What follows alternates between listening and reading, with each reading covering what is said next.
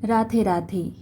यह कहानी है बरसाना की, जहाँ राज राजेश्वरी श्री राधा रानी जी का जन्म हुआ था।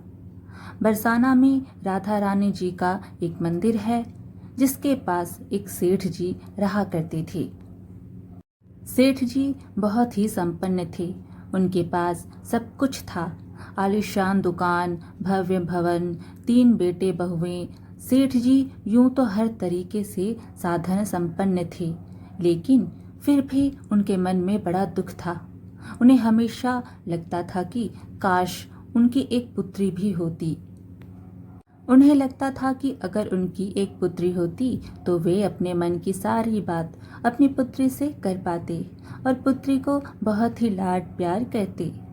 कुछ समय पहले सेठ जी की पत्नी की मृत्यु हो गई थी, इसलिए सेठ जी बहुत अकेलापन महसूस करते थे। सेठ जी हमेशा अपने घर के पास स्थित मंदिर में श्री राधा रानी जी के दर्शन करने जाया करते थे। एक दिन उस मंदिर में एक संत पधारे थे। सेठ जी को कुछ उदास देख संत ने सेठ जी से पूछा, उदास क्यों हो बेटा?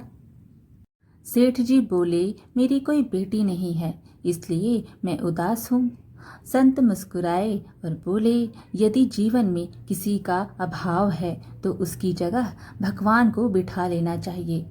सेठ जी बोले, महाराज मेरी तो कोई बेटी नहीं है, तो मुझे क्या करना चाहिए? संत बोले, बेटा जब तुम्हें बरसाना का वास मिला है तो तुम बरसाना की बेटी श्री राधा रानी जी को ही अपनी बेटी क्यों नहीं मान लेती? संत की यह बात सेठ जी को बहुत ही पसंद आई। उसी दिन सेठ जी ने श्री राधा जी का एक बड़ा सा चित्र मंगवाया और उसे अपने कमरे में लगवा लिया। अब तो सेठ जी का जीवन ही बदल गया।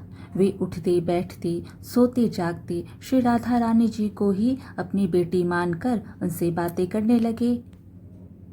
उन्हें अपनी पुत्री को हर बात बताने में बहुत आनंद आता था। सेठ जी की राधा जी में ऐसी लगन लगी, जब भी वे दुकान जाते तो श्री राधा रानी को भोग लगाकर प्रसाद खाकर ही जाते थे। शाम को लौटते तो राधा जी को प्रणाम करते, उनसे बातें करते और भोग लगाकर फिर प्रसाद ग्रहण करते। हर समय श्री राधे संकीर्तन किया करते थे। जब भी सेठ जी से उनका कोई परिचय पूछता तो सेठ जी कहते, 3 बहू बेटे हैं, घर में सुख सुविधा है पूरी, संपत्ति भरी भवन में रहती नहीं कोई मजबूरी। कृष्ण कृपा से जीवन पथ में आती ना कोई बाधा, मैं बड़भागी पिता हूँ, मेरी बेटी है श्री राधा। एक दिन सेठ जी के घर में चूड़ी पहनाने वाली मनिहारिन आई।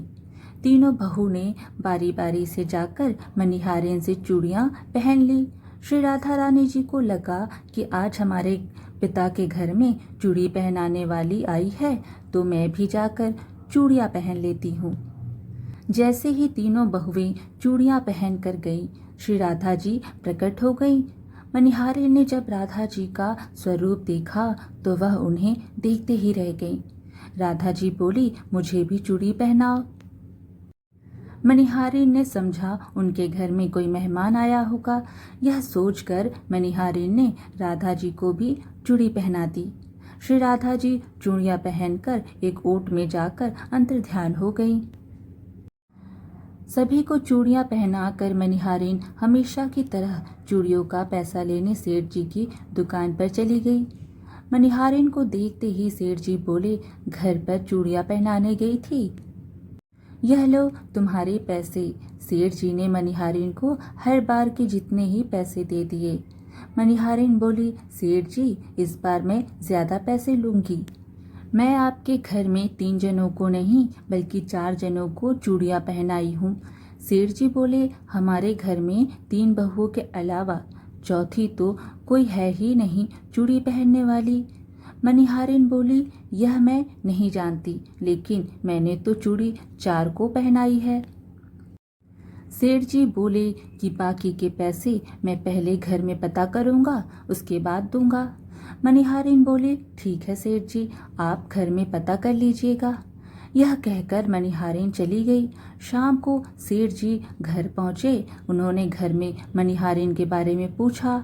उनकी बहुओं ने कहा कि केवल हम तीनों ने ही चूड़ियाँ पहनी थी।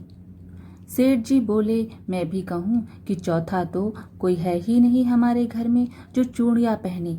इस प्रकार सेठ जी यह बात भूल गए और अपने नित्य काम में लग गए। सेठ जी राधा राधा बोलते बोलते श्री राधा जी को प्रसाद का भोग लगाकर और भोजन करके सो गए।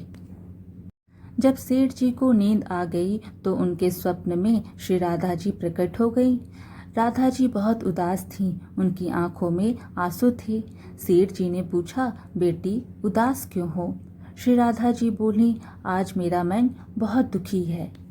मैंने आज अपने पिता का घर समझकर यहाँ उस मनिहारिन से चूड़ियाँ पहनी थी, परंतु पिताजी आपने उस मनिहारिन को मेरी चूड़ियों का मोल नहीं चुकाया। पिताजी आपने मुझे बेटी तो बना लिया, परंतु आपको मेरी याद नहीं आई, आपने मुझे भुला दिया। इससे मैं बहुत दुखी हूँ। यह सुनकर सेठ जी सपने में ही रोते हुए बोले, बेटी मुझे क्षमा कर दो, मुझसे बहुत बड़ी भूल हो गई। सेठ जी तुरंत नींद में से उठ बैठे, उनकी आंखों से आंसू आ रहे थे।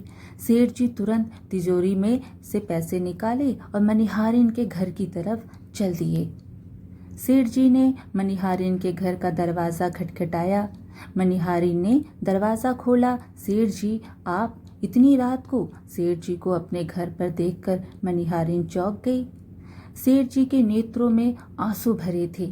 सेठ जी बोले, तुम्हारे जैसा बड़भागी कोई नहीं है। मनिहारिन बोली, सेठ जी क्या हुआ? सेठ जी बोले, मैंने राधा जी को अपनी बेटी बनाया, परंतु मैंने उन्हें कभी अपने नेत्रों से नहीं देखा, लेकिन तुमने आज उन्हीं राधा जी को अपने हाथों से चूड़ियाँ पहनाई है। आज तुम्हारे जितना भाग्यशाली इस धरती पर कोई नहीं है। मैं तुम्हें अपनी पुत्री की पहनी हुई चूड़ियों का मूल्य चुकाने आया हूँ। यह कहकर सेठ जी रुपयों से भरी हुई थैली मनिहारिन के सामने रख दी और कहा, इसमें से जो भी लेना हो ले लो।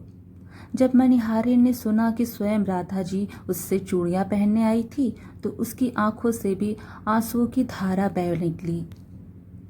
मनिहारिन बोली, सेठ जी मैं राधा रानी की चूड़ियों के पैसे आपसे कैसे ले सकती हूँ? राधा रानी तो इस बरसाने की बिटिया है और मैं बिटिया की चूड़ी के पैसे आपसे ना लूँगी।